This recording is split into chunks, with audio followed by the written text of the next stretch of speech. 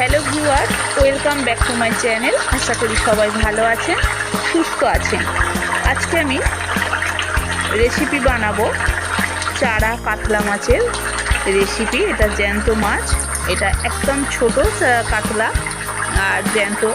তা কীভাবে বানানো যায় সেটা আমি আপনাদের সঙ্গে শেয়ার করব।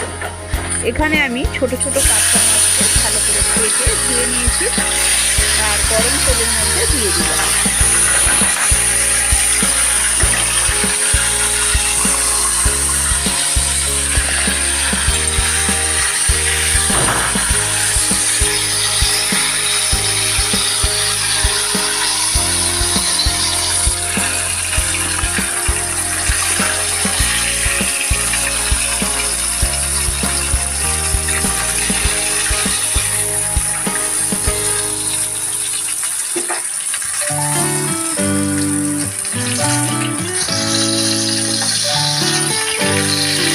ভালো করে ভেজে তুলে রাখলাম।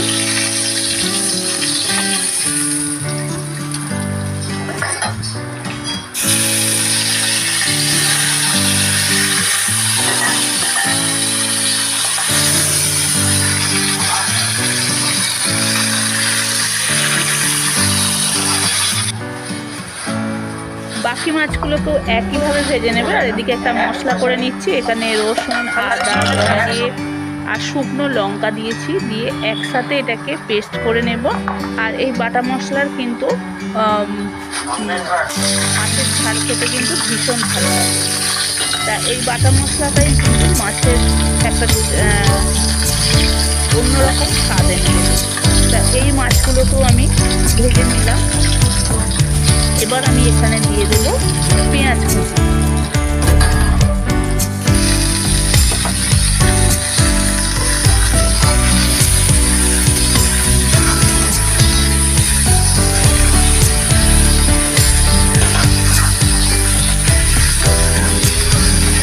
পেঁয়াজটাকে একটু ভালো করে ভেজে নেবো। আর এখানে একটু নুন দিয়ে দেবো যাতে পেঁয়াজটা একটু তাড়াতাড়ি ভাজা হয়ে যায়।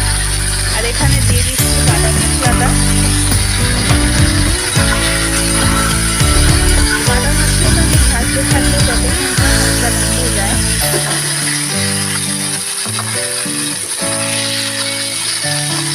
দিয়ে দিচ্ছি একটা টমেটো কুচি।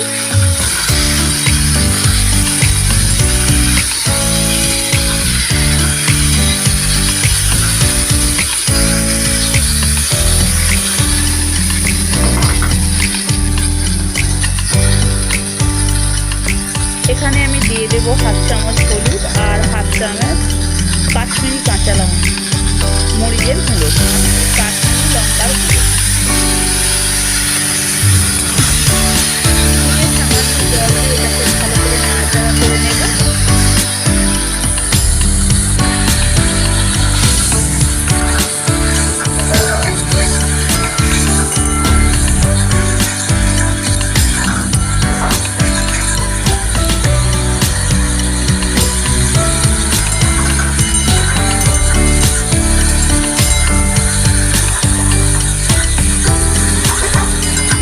মশলাটাকে আমি খুব ভালো করে কষিয়ে নিচ্ছি।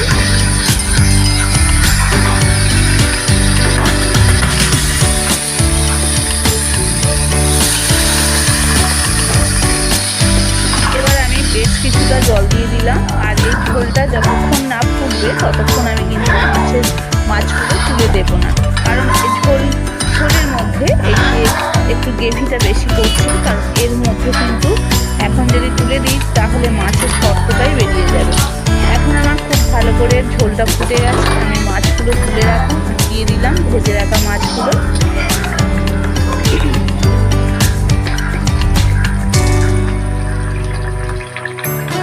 আরও কিছুক্ষণ রান্না করে নিতে হবে, যেহেতু মাছগুলো দিয়ে দিয়েছি। দিয়ে এতক্ষণ একটু নাড়াচাড়া করে নিয়ে আবারও ভালো করে এটাকে রান্না করে নিতে হবে, কারণ এর মধ্যে সমস্ত রকমের মশলা ঢুকবে। আর আমি একটু চেক করে দেখলাম একটু লবণটা কম আছে, তাই আরও একটু লবণ দিয়ে দিলাম।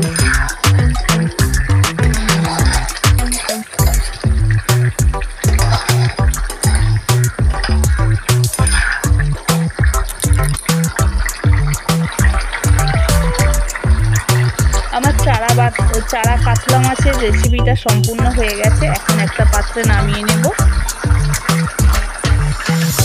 এইভাবে আপনারা বানিয়ে বাড়িতে খাবেন, দেখবেন ভীষণ ভালো লাগে।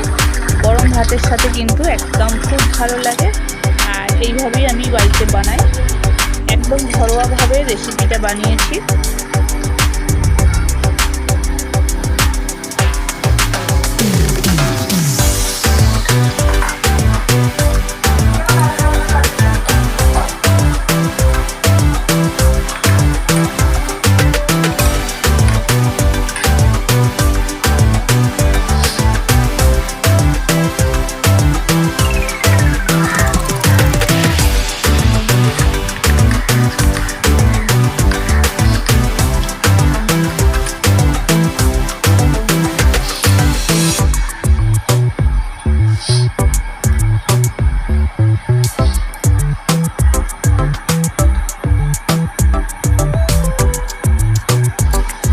আমার চারা কাতলা মাছের রেসিপিটা পুরোপুরি হয়ে গেছে, নামিয়ে আপনাদের দেখাচ্ছি। দেখুন কালারটা কিন্তু সত্যিই ভালো এসেছে। বাটা মশলার রেসিপি কিন্তু খেতে ভীষণই ভালো লাগে। তা বন্ধুরা, আজকে আপনাদের কাছে পরিবেশন করে দেখাচ্ছি কেমন হয়েছে জিনিসটা। তা একদম ঝরঝরে ভাতের সাথে এই গরম কাতলা মাছের রেসিপি কিন্তু ভীষণই ভালো লাগে। আর এই ভাতটা কিন্তু একদমই গরম আছে, গরমের সাথে সত্যিই ভালো লাগে। তা বন্ধুরা, আজকে এই পর্যন্তই।